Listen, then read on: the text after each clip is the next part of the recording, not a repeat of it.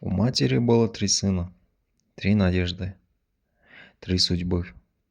Они были смыслом ее жизни и ее радостью, и ее будущим.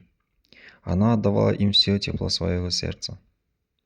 Каждый день она молилась, что их путь был светлым, а сердце добрыми. Пришло время им покинуть родной дом. Каждый выбрал свою дорогу к успеху. Сыновья мои, кем бы вы ни стали, всегда оставайтесь людьми. Помните о главном. Старший сын покорил вершины бизнеса. В его мире правил цифры, успех и блеск золота. Второй стал великим мастером. Его руки создавали чудо, и слава о нем разлеталась далеко за пределы страны. Младший же остался простым человеком. Он не искал славы, он просто жил, помогая тем, кто рядом. Годы шли. Мать старела. Дом затих, и только письма летели в разные стороны.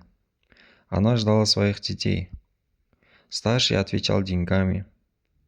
Он считал, что золото может изменить его присутствие и согреть дом.